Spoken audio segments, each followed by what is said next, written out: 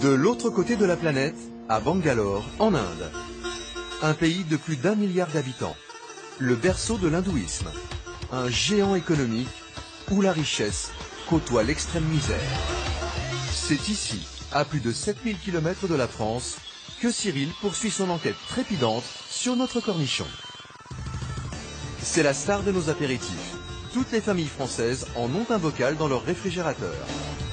Tout le monde les pense made in France, mais Yves et Guylaine ont découvert qu'ils étaient aujourd'hui made in India. Le pays des vaches sacrées nous a donc coupé l'herbe sous le pied, devenant le deuxième producteur mondial de cornichons derrière la Chine. L'Inde exporte 200 000 tonnes de cornichons tous les ans. Cyril veut savoir pourquoi notre condiment préféré n'est plus cultivé en France. Et quel est le secret de cette incroyable production indienne? Déterminé, il vient à peine de poser sa valise qu'il enfourche déjà un autorickshaw, le taxi local. 7 questions en tête. Là, j'ai pris quelques cornichons de France et je suis curieux de savoir si les Indiens ils connaissent vraiment le cornichon, parce que c'est eux qui nous le produisent. Je voudrais leur faire goûter, voir ce qu'ils en pensent.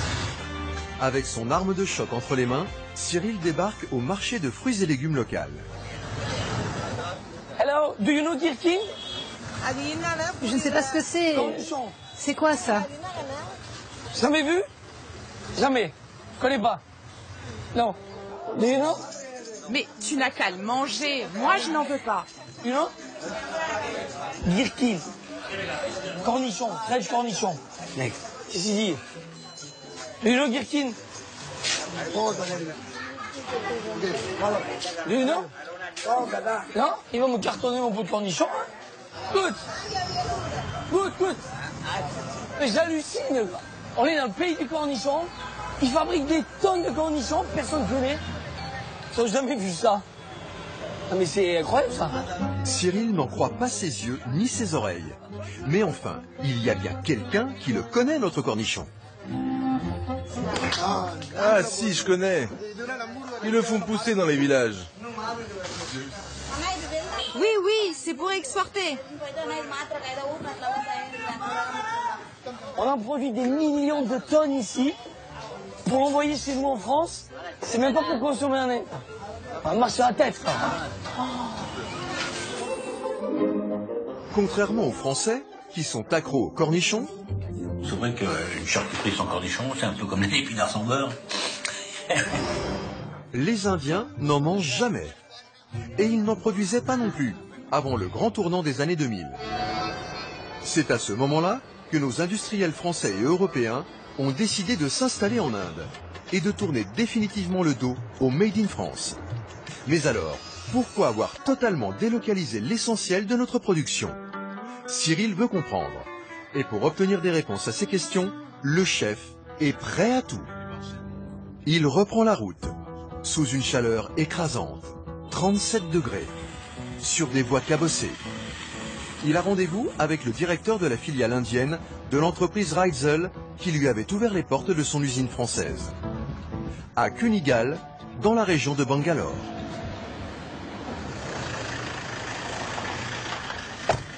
Il fait chaud ici. Tout à l'heure, hein. Cela fait 10 ans que Patrice dirige cette usine, véritable lieu de transit de tous les cornichons. De tous nos cornichons.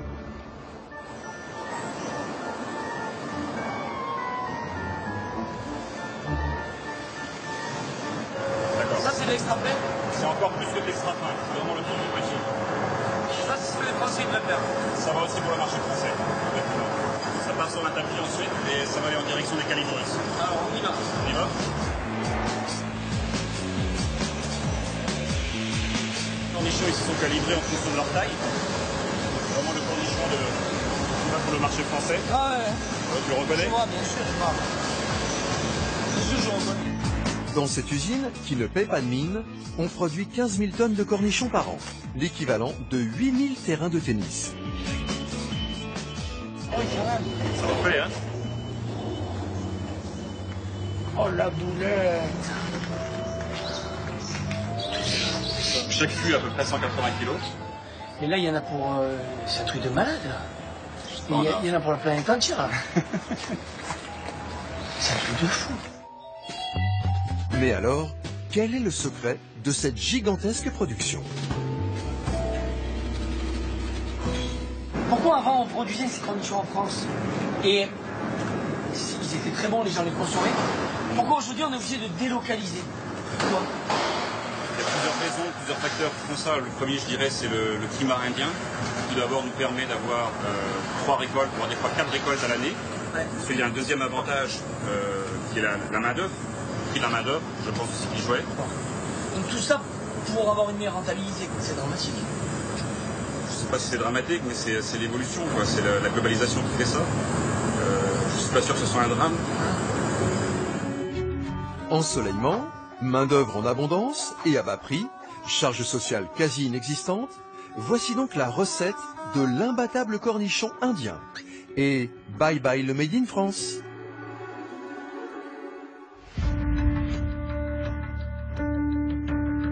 Le lendemain, à la demande de Cyril, Patrice l'emmène dans une ferme du groupe Reitzel, au cœur des champs de cornichons, dans l'état du Tamil Nadu, à la rencontre des ramasseurs. Donc en fait c'est là que c'est pour ça que ça se passe en fait. Et Cyril est tout de suite intrigué. En fait là je vois que des femmes.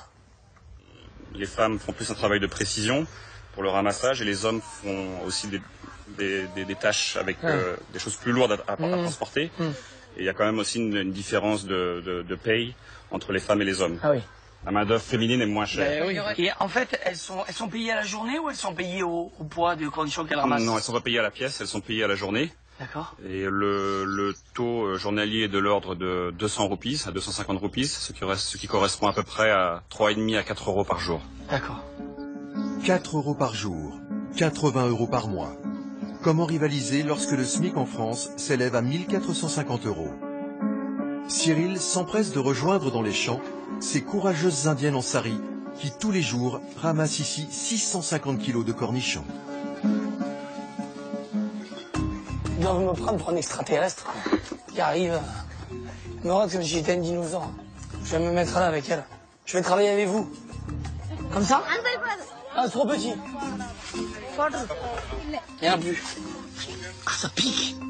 Comme ça? Vous aimez les cornichons comme ça, vous?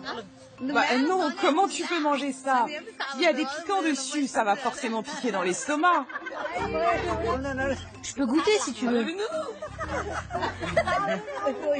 il faut le mettre avec du vinaigre.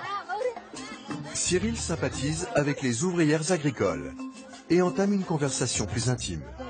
C'est un métier qui est difficile. C'est pas horrible, mais ça fait mal aux pieds. On marche beaucoup, c'est pour ça. Je sais pas comment je ferais. C'est dur, il fait chaud. Tu sais, on est bien obligé de travailler. C'est notre karma. On n'a pas le choix. Travail pénible, bas salaire, le sort de ces ouvrières agricoles est loin d'être enviable. C'est le revers de la mondialisation. Tout au bout.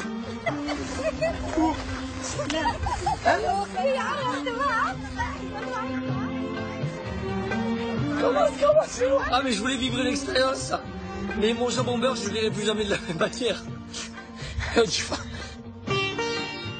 Pour le chef, pourtant, le plus délicat reste à venir. Merci beaucoup, au revoir. Ils seront maintenant seuls dans un village dont nous tairons le nom. Dernière étape de son voyage. Il a rendez-vous avec un journaliste local. Devaraj veut alerter Cyril, lever le voile sur la face sombre de la culture du cornichon dans son pays.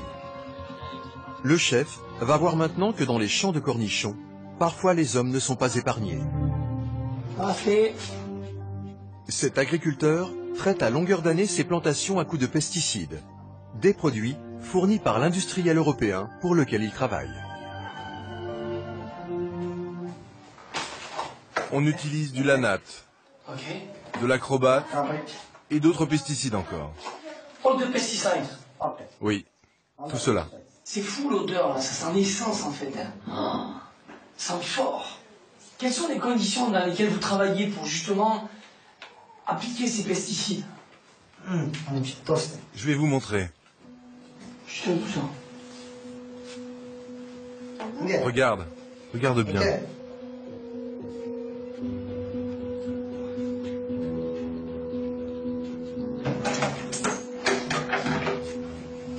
Et voilà.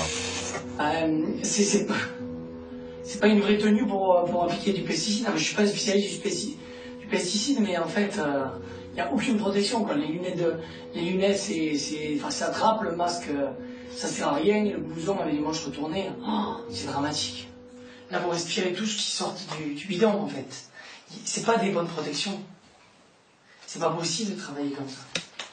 Déjà, les pesticides, c'est dramatique, mais en plus, avec des équipements pareils, il n'y a aucune protection.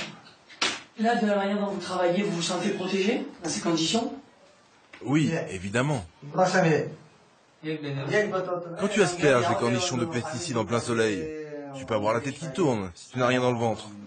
Mais le soir, quand il fait moins chaud, aucun problème. Au début, on a des maux de tête, mais on s'habitue. Et c'est vrai qu'on a aussi parfois envie de vomir, mais on s'y fait. Ça m'effraie, moi. Allez donc. Depuis, Cyril a fait expertiser la liste des pesticides utilisés par le fermier. 2 d'entre eux sont formellement interdits en Europe. À terme, ils peuvent avoir de graves conséquences sur le système nerveux de l'homme. Son voyage en Inde, sur la trace du cornichon, c'est sûr, Cyril ne l'oubliera jamais. Et là, ce que je viens de voir, ça me fait juste halluciner. En Inde, il y a peut-être des entreprises vertueuses, mais là, ce que je viens de voir, c'est juste surréaliste. Entre les hommes qui sont dans les champs, qui arrosent de pesticides, ils savent même pas ce qu'ils mettent dedans, il n'y a même pas de moyens de protection, ils ont des lunettes. Ils ont des lunettes de farce et attrape, ils n'ont même pas une tenue complète pour faire en sorte de se protéger contre les pesticides. Cette chaleur de plomb, je vais revoir ma vision du cornichon.